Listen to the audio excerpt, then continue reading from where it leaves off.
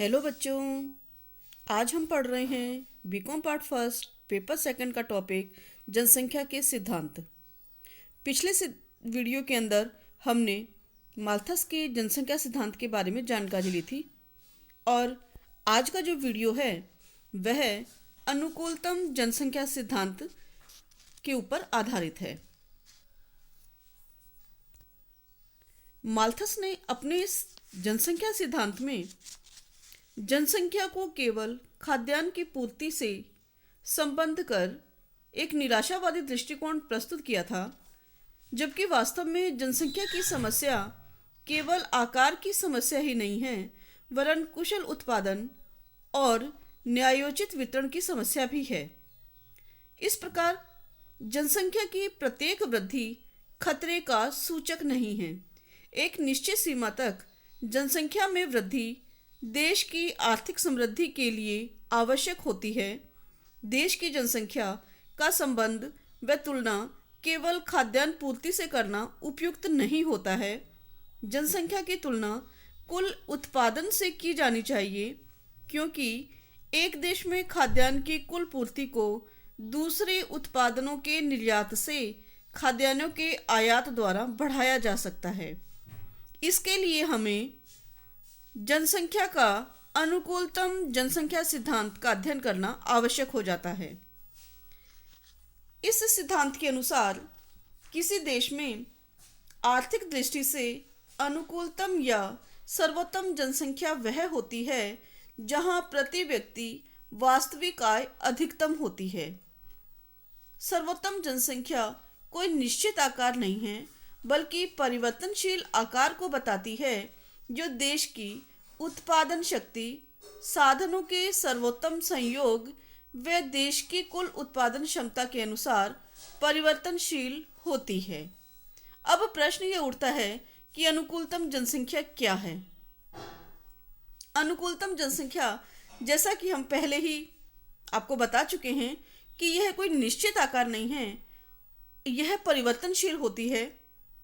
लेकिन फिर भी यदि परिभाषा के रूप में हम जाने तो अनुकूलतम जनसंख्या तभी अनुकूलतम समझी जाती है जब किसी समय विशेष में प्रति व्यक्ति आय अधिकतम होती है। यानी दिए गए समय में हमें यह देखना है कि वहाँ प्रति व्यक्ति आय अधिकतम है, तो वह जनसंख्या का आकार जो है अनुकूलतम जनसंख्या का आकार कहा जाता है। अनुकूलतम जनसंख्या वह जनसंख्या है जो अधिकतम आर्थिक कल्याण का सृजन करती है। अधिकतम आर्थिक कल्याण प्रति व्यक्ति अधिकतम वास्तविक आय के समान माना जाता है।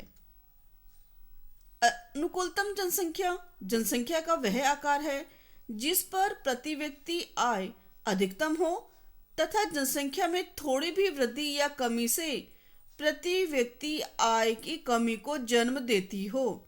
यह ध्यान रखिएगा आप कि अगर जनसंख्या में थोड़ी भी कमी या वृद्धि होती है तो प्रति व्यक्ति आय भी उससे प्रभावित होती है, प्रति व्यक्ति आय में कमी होती है। तो हमें यह देखना है कि जनसंख्या अनुकूलतम तब होगी जब हमारे पास में प्रति व्यक्ति आय अधिकतम हो। जनसंख्या के अनुकूलतम सिद्धांत को हम समझने के लिए एक तालिका का सहारा लेते हैं। इस तालिका के अंदर हम जनाभाव, अनुकूलतम जनसंख्या और जनाधिक्य के बारे में जानकारी लेंगे।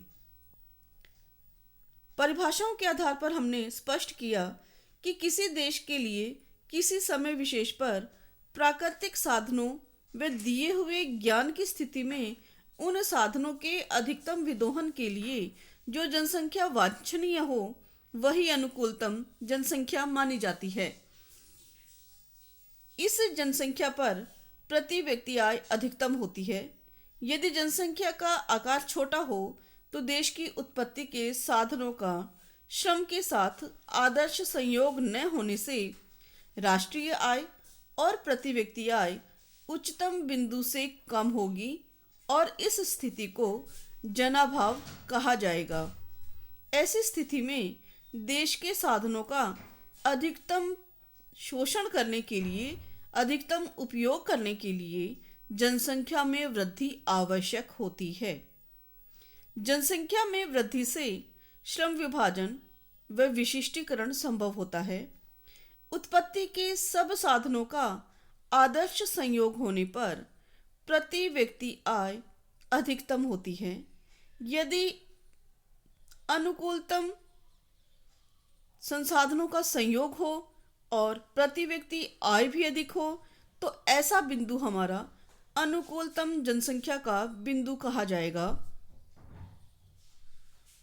अगर इस बिंदु के बाद भी जनसंख्या में वृद्धि होती है तो प्रति व्यक्ति प्राकृतिक संसाधनों व उपलब्ध पूंजी की मात्रा घटने से अथवा मानव श्रम का पूरा उपयोग न होने से प्रति व्यक्ति आय में कमी होगी और इस स्थिति को जनाधिक्य कहा जाएगा, यानी ओवर पॉपुलेशन की कंडीशन जो है वो होगी।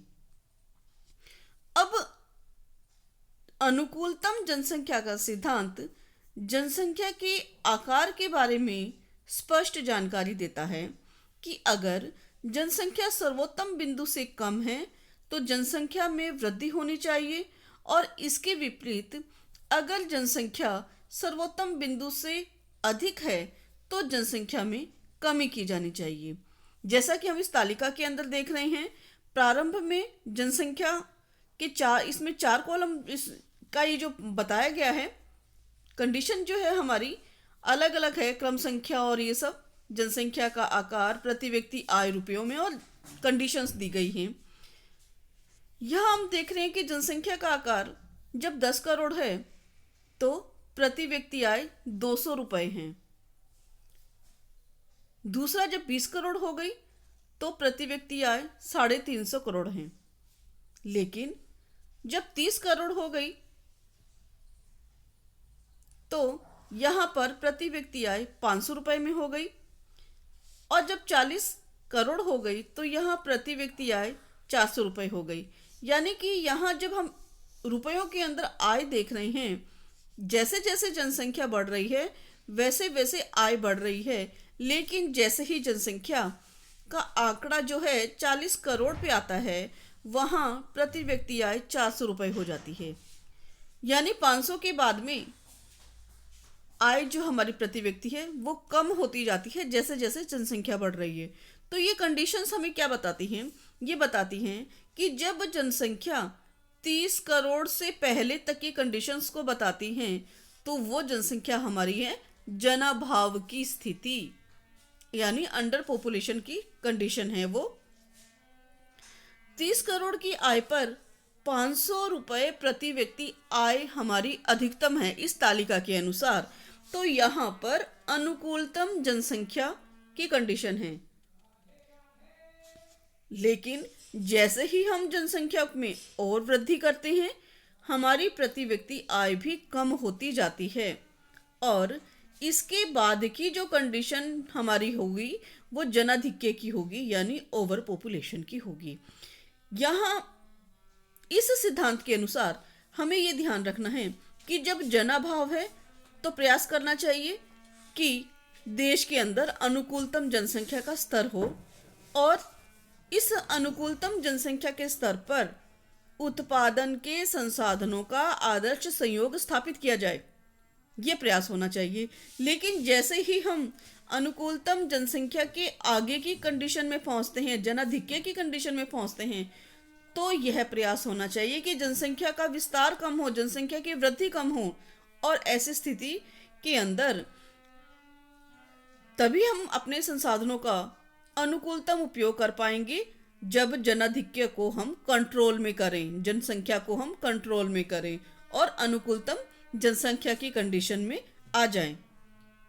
तो यहाँ तालिका के अनुसार अनुकूलतम जनसंख्या हमारी कहाँ है? जहाँ 30 करोड़ की जनसंख्या है और जहाँ प्रति व्यक्ति आय 500 रुपये अधिकतम है। तो ये हमारी जो जनसंख्या है वह अनुकूलतम जनसंख्या की कंडीशन है, जनसंख्या की स्थिति है। इसी को अगर हम रेखा चित्र द्वारा निरूपण करें तो ये हमारा जो पॉपुलेशन कर्व जो है, इसको आप देखिएगा, पहले चढ़ता हुआ आ रहा है, फिर एक स्थिर लाइन आ रही है, पीक लाइन आ रही है हमारी, और उसके बाद में पुनः गिरता हुआ आ रहा है। तो जो चढ़ता हुआ जनसंख्या का है कर्व, ये हमें ये बताता है कि जनाभाव की स्थिति है, यानी अंडर पॉपुलेशन है। फिर पीक आ गया जहाँ मैक्सिमम हमारी पर कैपिटा इनकम है, तो वहाँ हमें अनुकूलतम जनसंख्या मिला, यानी हमारी ऑप्टिमम पॉपुलेशन हुई। और जब ये गिरता हुआ है, प्रति व्यक्ति आय का स्तर जो गिरता हुआ आ रहा है जनसंख्या आकार के बनिस्पत, तो वहाँ जब जनाधिक्य की कंडीशन होगी। तो अगर हम इसे रेखा चित्र में हम देखते हैं तो हम ये जानते हैं कि ओ एक्स अक्ष जो है हमारा जनसंख्या का आकार बताता है, और ओ वाई जो है हमारा औसत उत्पादन या प्रति व्यक्ति वास्तविक आय बताता है। और दोनों के बीच की तुलना करके हम अनुकूलतम जनसंख्या के बारे में जान सकते हैं। इस सिद्धांत के अनुसार जब जनाभाव हो तो अनुकूलतम जनसंख्या का स्तर प्राप्त करने का प्रयास होना चाहिए, जनसंख्या में वृद्धि होनी चाहिए। और जब जनाधिक्य हो तो अनुकूलतम जनसंख्या का स्तर प्राप्त करने के लिए जनसंख्या में कमी का प्रयास किया जाना चाहिए।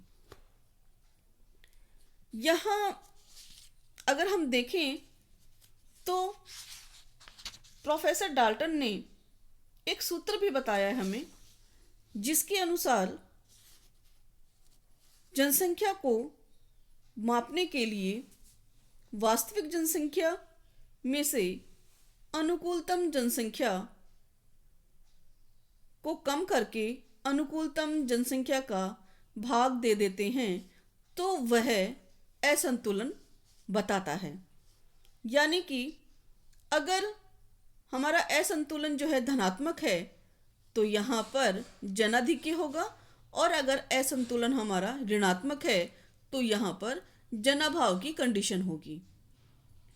यानी फिर से सुन लीजिए इसे, प्रोफेसर डाल्टन कहते हैं कि जनसंख्या को मापने के लिए या उसके असंतुलन को मापने के लिए यदि हम वास्तविक जनसंख्या में से अनुकूलतम जनसंख्या को कम कर देते हैं और अनुकूलतम जनसंख्या से भाग दे देते हैं, तो जो भागफल आता है यदि वह शून्य अगर होता है तो वो अनुकूलतम जनसंख्या है, और अगर भागफल धनात्मक आता है तो जनाधिक्य की स्थिति होती है, और अगर भागफल ऋणात्मक आता है तो जनाभाव की स्थिति होती है। इसी के साथ एक प्रश्न यह भी उठता है कि अनुकूलतम जनसंख्या क्या एक स्थिर बिंदु है, कि यह हमेशा स्थिर रहता है? नहीं, ऐसा नहीं होता है। अनुकूलतम जनसंख्या बिंदु हमेशा के लिए स्थिर बिंदु नहीं होता है। वास्तव में यह बिंदु उत्पादकता, समय, परिस्थिति और तकनीकी ज्ञान के साथ साथ परिवर्तित होता रहता है। जब देश में प्राकृतिक साधनों, उपलब्ध पूंजी की मात्रा तथा तकनीकी ज्ञान में परिवर्तन होता है तो जनसंख्या एक बार अनुकूलतम जनसंख्या जो हो जाती है वह देश के लिए, किसी दूसरे देश के लिए जनाभाव या जनाधिक्य की स्थिति में भी बदल सकती है। यहाँ यह देखना होता है कि जनसंख्या देश में सर्वोत्तम या अनुकूलतम जनसंख्या का बिंदु स्थिर नहीं रहता है। यह निर्भर करता है कि वहाँ के देश में प्राकृतिक संसाधन कैसे हैं, उपलब्ध पूंजी कैसी है, उत्पादकता, तकनीकी ज्ञान कैसा है उस देश के अंदर, और यदि इनमें कहीं परिवर्तित होता है, कहीं कोई परिवर्तन होता है तो हमारे अनुकूलतम जनसंख्या का बिंदु भी बदल जाता है। अनुकूलतम जनसंख्या के बिंदु में जनसंख्या में वृद्धि, पूंजी में परिवर्तन, औद्योगिक संगठनों में परिवर्तन, उत्पादन रीतियों में परिवर्तन, उपभोक्ता की आवश्यकताओं में परिवर्तन के कारण जनसंख्या का अनुकूलतम आकार भी परिवर्तनशील रहता है। जैसा कि अगर हम इस चित्र में देखें तो जनसंख्या का आकार और प्रति व्यक्ति आय के अंदर तुलना की गई है। इसके अंदर हम जो हमारे कर्व्स हैं उसके माध्यम से हम ये जान सकते हैं कि औसत उत्पादन रेखा और जनसंख्या का आकार कैसा होगा।